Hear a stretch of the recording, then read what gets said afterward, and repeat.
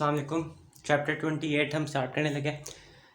Chapter 28 हमारे syllabus का last chapter है और अल्हम्दुलिल्लाह हमने सारा सिलेबस जो है सक्सेसफुली कंप्लीट कर लिया है।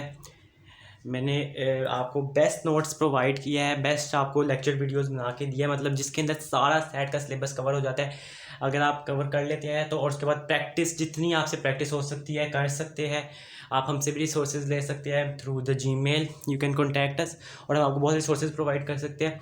तो आप इतनी तैयारी करेंगे कि आपका इंशाल्लाह you can S your sets को एग्ज़ाम, आपका सेट स्कोर बहुत अच्छा आएगा। I guarantee you this. अगर आप प्रैक्टिस करें, मेहनत करें और ये कॉन्सेप्ट्स अपने क्लियर कर लें, क्योंकि ये सारे यही कॉन्सेप्ट्स हैं जो सेट में टेस्ट होते हैं। और अगर आपको ये कॉन्सेप्ट्स आते हैं तो आपको सेट एग्ज़ाम आता है। बस प्रैक्टिस की ज़रूरत होती है, क्योंकि ट्रिकी क्वेश्चंस आते हैं, आपको क्वेश्चंस की यूज़ टू होना पड़ता है कि किस तरह के क्वेश्चंस आपको अटैम्प्ट करके सॉल्व करने चाहिए, किस तरीके से। तो हम ये चैप्टर स्टार्ट करते हैं वॉल्यूम का, चैप्टर 28।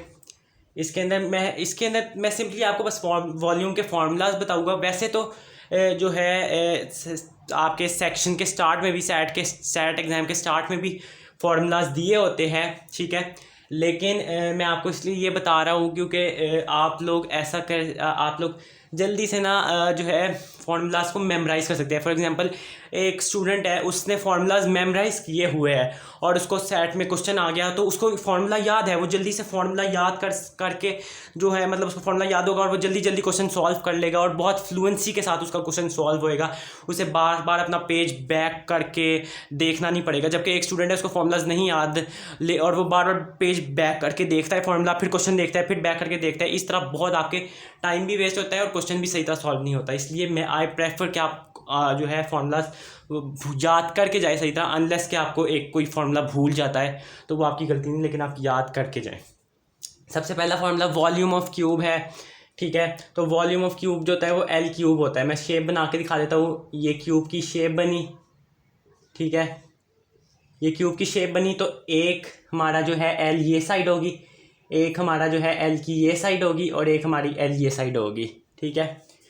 बेसिकली हमारी लेंथ, वेड्थ और हाइट जो है वो सेम होती है, लेकिन इसलिए हम एल एल एल करते हैं। दूसरी जो है वॉल्यूम ऑफ क्यूबॉइड है। वॉल्यूम ऑफ क्यूबॉइड हमारा ये बनेगा, ठीक है। ये हमारा जो है वॉल्यूम ऑफ क्यूबॉइड बना, तो इसके अंदर एल डब्ल्यू एच है, यानी length into width into height. Length ये होगी, विड्थ ये होगी और हाइट ये होगी, ठीक है। तीसरा हमारा है वॉल्यूम ऑफ स्फीयर।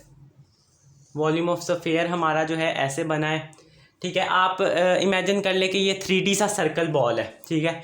तो 3D से सर्कल बॉल का जो फॉर्मूला है वो 4/3 पाई आर क्यूब है। आर का मतलब रेडियस, जो उसका रेडियस होगा स्फीयर का, जो सर्कल बॉल है उसका रेडियस, ठीक है। उसके बाद वॉल्यूम ऑफ सिलेंडर है। सिलेंडर का जो है हमारा ऐसे होता है, ठीक है, ऐसे सिलेंडर हमारा होता है। तो वॉल्यूम ऑफ सिलेंडर है पाई आर स्क्वायर एज। आर जो है हमारा रेडियस है, जो हमारी बेस पे रेडियस होगा सर्कल का, जो ये आर होगा, और हमारा जो एज है वो हाइट है, ये हाइट हो गई। हाइट जो है वो ये हाइट हो गई, इस सेंटर से लेके ऊपर वाले सेंटर तक ये हमारी हाइट हो गई। तो pi r square as volume of cylinder है। फिर हमारा वॉल्यूम ऑफ पिरामिड आ जाता है। वॉल्यूम ऑफ पिरामिड जो है वो ऐसे होगा,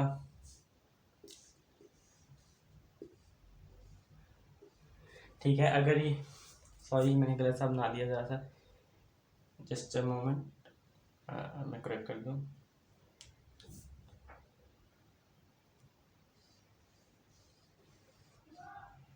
ये देखिए, आप इसको ऐसे इधर कनेक्ट करेंगे, इधर कनेक्ट करेंगे, एक ही असल पिरामिड में एक ही पॉइंट से आती है ना, तो इसका मतलब हमारा वॉल्यूम ऑफ पिरामिड का फॉर्मूला है 1/3 एल डब्ल्यू एच, यानी एल ये होगा, डब्ल्यू हमारा ये होगा और एच हमारी जो है ये सेंटर से लेके ये ऊपर वाले पॉइंट तक जो हाइट होगी, ये हाइट, ठीक है। फिर हमारा वॉल्यूम ऑफ कोन आ जाता है। कोन का हमारा ये सर्कल बनेगा, ये ऊपर से पॉइंट एक इस तरह, एक इस तरह, ठीक है। इसका फॉर्मूला है 1/3 पाई आर स्क्वायर एच। आर जो है हमारा रेडियस है, यानी ये इधर से लेके ये रेडियस, और हाइट जो है हमारी इस पॉइंट से लेके ये सेंटर तक हाइट, ठीक है। तो ये पाई आर स्क्वायर एच। तो ये वॉल्यूम फार्मूलाज है सारे, ये आप याद कर ले।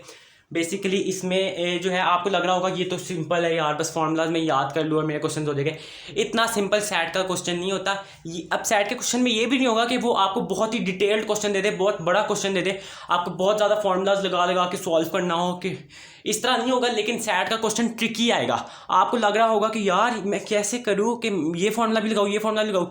जब भी आपको लग रहा हो कि आप ज़्यादा फार्मूलाज यूज़ कर रहे हो और ज़्यादा सॉल्विंग कर रहे हो, तो हमेशा उस क्वेश्चन को रिव्यू करो, क्योंकि सेट जो कॉलेज बोर्ड है वो हमेशा अपने क्वेश्चंस में, सेट के क्वेश्चंस में ऐसे क्वेश्चन देता है जिसमें ज़्यादा वर्किंग की ज़रूरत ना हो, क्योंकि उन्हें पता है कि टाइम मैनेज करना होता है। लेकिन वो ट्रिकी क्वेश्चन देता है, तो क्वेश्चन को ट्रिकी के हिसाब से देखा करो कि किस तरह सॉल्व होना है। थोड़ा सा दिमाग लगाया करो और देखा करो कि किस तरह क्वेश्चन सॉल्व होना है, वॉल्यूम किस तरह लगाना है, वॉल्यूम किस तरह निकालना है, इस तरह करके। तो इस तरह के क्वेश्चन आते हैं कि ट्रिकी क्वेश्चन आते हैं वॉल्यूम के।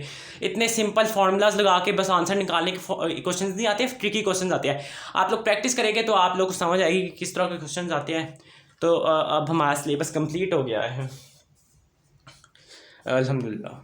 अभी हमारा चैप्टर कंप्लीट हो गया है। अब इसके end of chapter questions video की डिस्क्रिप्शन में आप उसके एंड ऑफ चैप्टर क्वेश्चन देखें, उसके साथ आंसर्स भी है। वैसे अगर आप लोगों को कोई क्वेश्चन नहीं समझ आता तो आप मुझे कॉन्टैक्ट कर सकते हैं through my email which is given on the website, और मैं आप लोग को ज़रूर रिस्पॉन्ड करूँगा आपकी प्रॉब्लम्स के साथ एज क्विक एज़ पॉसिबल।